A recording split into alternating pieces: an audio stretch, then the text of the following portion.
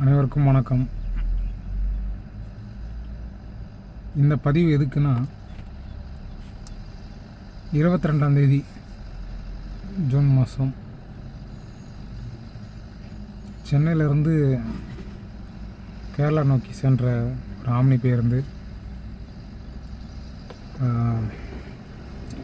விழுப்புரம் மாவட்டம் அரசூர் வட்டத்தில் வரும்போது நள்ளிரவில் ஒரு போதை ஆசாமிகள் சில பேர் ஆம்னி பஸ்ஸை தாக்கி டிரைவர்களை தாக்கி அடித்து இந்த சம்பவம் நடந்திருக்கு. இதுக்கு என்ன ஸ்டெப் எடுத்திருக்காங்கன்னு தெரியல. இந்த பதிவு எதுக்காக நான் போகிறேன்னா, அந்த சம்பவம் நடந்த ஒரு வீடியோ பதிவை நான் என்னுடைய சமூக வலைதளத்தை பதிவிட்டேன். அதில் நிறைய பேர் கமெண்ட்ஸ் பண்ணியிருக்கீங்க, லைக் பண்ணியிருக்கீங்க, ஃபாலோ பண்ணியிருக்கீங்க. அப்படிங்கிறதுக்காக இந்த பதிவு கிடையாது. ஓட்டுநர், ஏன்னா நானும் கிட்டத்தட்ட ஒரு 13 ஆண்டுகளாக ஓட்டுநராக இருக்கேன். ஓட்டாத வண்டி இல்லை, எல்லா வண்டிகளும் ஓட்டியிருக்கேன். இந்த பதிவு நான் போட்டதுக்கு என்னை நிறைய பேர் தகாத என்னுடைய மனைவி, என்னுடைய குடும்பம், என்னோடய பெற்றோர்களை பற்றி நிறைய பேர்லாம் பேசியிருக்கீங்க. அவங்களுக்கு ரொம்ப நன்றி. அதே மாதிரி அவங்களுக்கு ஏன் சப்போர்ட் பண்ணல, டிரைவருக்கு யாரும் பேசஞ்சர் சப்போர்ட் பண்ணலையா, போலீஸ் வந்தாங்களா, கேஸ் போட்டாங்களா அப்படின்னு சொல்லி ஏகப்பட்ட கமெண்ட்ஸ் பண்ண நல்ல உள்ளவங்களுக்கும் நன்றி. அந்த சம்பவம் நடந்த இடம் ஒரு ஹைவேஸில் ஒரு 3 வழிச்சாலை ஹைவேஸில் அந்த பேருந்து அந்த காருக்கு வழி கொடுக்கல. அதனால தான் நான் பேருந்து வழிமறித்து நான் அந்த டிரைவரை தாக்கினேன் அப்படின்னு சொல்லி அவங்க சொல்லியிருந்தாங்கன்னா, அது ஒரு தாக்குறதுங்கிறது வேறு, சரிங்களா? வழி அந்த 3 வழிச்சாலையில் வழி கொடுக்கல அப்படிங்கும் போது அது வேறு. ஆனால் அந்த இடம் ஹைவே போட்டுட்ருக்கிற பாலம் கட்டிகிட்ருக்கிறனால சர்வீஸ் ரோடு அது. அந்த சர்வீஸ் ரோட்டில் அந்த வாகனம், பெரிய வாகனமான ஆம்னி பேருந்து வேகமாக வர முடியாது. அதனால் அந்த சின்ன இடுக்கில் அந்த சின்ன ரோட்டில் அந்த ஒரு பஸ்ஸு வரும்போது லெஃப்ட்டு ரைட்டு எல்லாம் பார்த்து ஓட்டணும். அந்த கார்காரங்க நினச்சிருந்தா கொஞ்சம் அந்த பாலம் ரோடு முடிகிற வரைக்கும் அடுத்து ஹைவே ஏறும். அந்த அரசூருங்கிற ஒரு ஜங்ஷன் கொஞ்சம் ரோடு, பெரிய ரோடு ஏறும், ஹைவே ஏறும். அந்த ஹைவே வந்ததுக்கப்புறம் அவங்க போயிருக்கலாம். பட் ஆனால் அதை அவங்க செய்யலை. அந்த ரோட்டில் வழி கொடுக்கல அப்படிங்கிற மாதிரி அவங்க பயங்கர ஒரு தாக்குதல் பண்ணியிருக்காங்க, பேருந்து மேலேயும் ஓட்டுநர் மேலேயும். ஒரு சக ஓட்டுநரை அந்த அந்த கும்பல் அடிக்கும் போது, சப்போஸ் ஒரு வேளை அந்த ஒரு பேருந்து ஓட்டுநருக்கு ஏதாவது ஒரு உயிர் சேதமோ ஏதாவது ஒன்று ஆயிடுச்சுன்னா, இந்த கும்பல் என்ன பதில் சொல்லுவாங்க? அந்த ஓட்டுநர், அந்த அந்த அந்த இருக்கையில் உட்கார்ந்துருக்கிற அந்த ஓட்டுநர் உங்களுக்காக தான் நாங்கள் வண்டி ஓட்டுறோம், சப்போர்ட் பண்ணுங்கள், என்னென்னு கேளுங்க அப்படின்னு சொல்லி ஒரு குரல் கேட்குது, அவரோட குரல். அப்படி அந்த குரல் கேட்கும் போது யாருமே வரல. பொதுமக்களோ சரி, அந்த பேருந்தில் பயணித்தவங்களும் சரி, யாருமே அந்த ஒரு ஓட்டுநருக்கு சப்போர்ட்டிவாக வரல, சரிங்களா? இதில் அந்த ஓட்டுநரை தகாத வார்த்தையில் திட்டி அடித்து எல்லாம் பண்ணியிருக்காங்க. சரி, நான் கேட்குறேன், இதே விஷயங்கள் ஒரு ஆம்னி பஸ் போய்கிட்டு இருக்கு, ஒரு காருக்காரங்க வழி கொடுக்கல அப்படின்னு சொல்லி அந்த காரை வழிமறித்து அந்த டிரைவர் இறங்கி போய் அந்த காரில் இருக்கவங்களெல்லாம் பிடிச்சி அடித்து இது பண்ணால், பிரச்சனைகள் பண்ணால் நீங்கள் என்ன சொல்லுவீங்க? ஓட்டுநர் இந்த மாதிரி பண்ணிட்டான், அடிச்சிட்டாங்க, இந்த மாதிரி கை வச்சிட்டாங்க, இவங்க மேலே ஆக்ஷன் எடுக்கணும் அப்படின்னு சொல்லி உடனே இந்த ஒரு விஷயங்கள் பாவி இருக்கும். இதை பெரிதளவில் சமூக வலைதளங்களில் மட்டும்தான் பரவிக்கிட்டு வருது. நியூஸில் இதை பற்றி பேசுகிறாங்களா, இதுக்கு என்ன ஆக்ஷன் எடுத்திருக்காங்க, இதுக்கு என்ன ஒரு இது இன்க்ளூட் ஒரு நியூஸ் பேப்பரில் கூட அந்த ஒரு செய்தி வரல, சரிங்களா? ஒரு தினத்தந்தி பேப்பரில் ஒரு விவசாயிக்கு போராட்டம் பண்ணுறாங்க அப்படிங்கிற ஒரு கான்செப்ட் போட்டிருக்காங்க. பட் எந்த சைடுமே ஒரு சின்ன ஒரு இடத்துல கூட இந்த மாதிரி அரசு இதில் விழுப்புரத்தில் நடந்த விஷயத்தை நியூஸில் யாருமே ஒரு பேப்பரில் கூட ஒரு சின்ன செய்தியாக கூட வரல.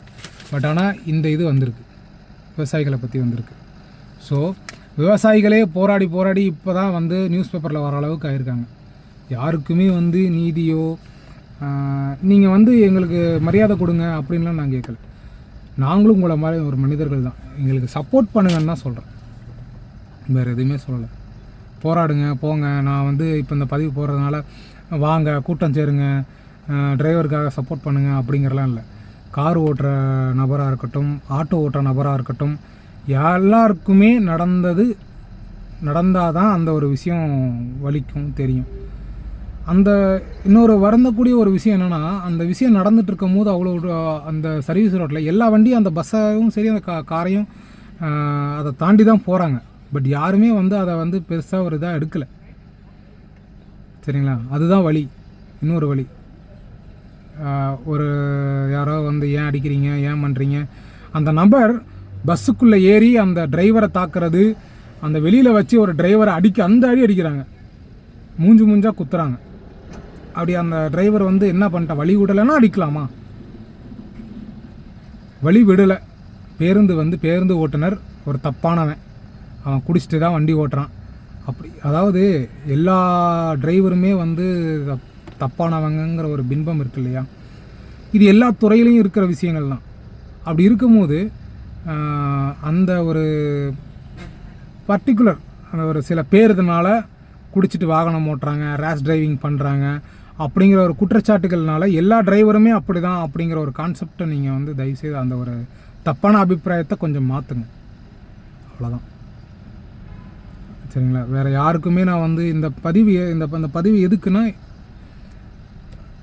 ஓட்டுநர்களுக்கு ஒரு வேண்டுகோள். 10 நிமிஷம் லேட்டாக போனாலும் பரவாயில்ல, இந்த ஓவர் ஸ்பீடு, இந்த ஓவர்டேக் எடுக்கிறது, இன்னும் சில பேர்லாம் நான் ரொம்ப ரேஷ் டிரைவிங், சின்ன பசங்களாக இருக்காங்க, அவ்வளோ ரேஷ் டிரைவிங் பண்ணுறாங்க, கட் அடிக்கிறது, போகிறது வர்றது. இது நான் லைனில் போகும்போதும் நான் நிறையா பேர்த்த பார்த்துருக்கேன். அது வேண்டாம். நீங்கள் அவசரமாக ஸ்பீடாக போய் 1 மணி நேரத்துக்கு முன்னாடி போய் யாரும் ஒன்றும் பண்ண போகிறது கிடையாது. சப்போஸ் அதாவது பேருந்தில் வர எல்லா பயணிகளும் உயிர் தான். உங்களை நம்பி ஓட்டுநர், உங்களுக்கு சொல்கிறேன், ஓட்டுநரை நம்பி உங்கள் குடும்பம், உங்கள் மக்கள், உங்கள் குழந்தைகள், மனைவி, அம்மாமார்கள் எல்லாருமே இருக்காங்க. அதே மாதிரி பேருந்தில் பயணிக்கிறவங்க ஒவ்வொருத்தர் ஒவ்வொரு வேலைக்கு போகிறவங்களா இருக்கும், ஊர்லேருந்து ஊருக்கு போகிறவங்களா இருக்கட்டும், ஒரு நல்ல காரியத்துக்கு போகிறது, ஒரு கெட்ட காரியத்துக்கு போயிட்டு வர்றது, இந்த மாதிரிலாம் ஏகப்பட்ட விஷயங்கள் இருக்கும். அதில் குழந்தைகளில் முதல் பெரியவர்கள் வரை தாய்மார்கள் எல்லாருமே வந்து பயணிக்கிற ஒரு விஷயம், சரிங்களா? நம்ம செய்கிற ஒரு சிறு விஷயம், ஓட்டுநர்கள் செய்ய ஒரு சிறு தவறால் அந்த மொத்த ஒரு ட்ரிப்புமே வந்து அவங்களுக்கு ஒரு கொலாப்ஸ் ஆகும்.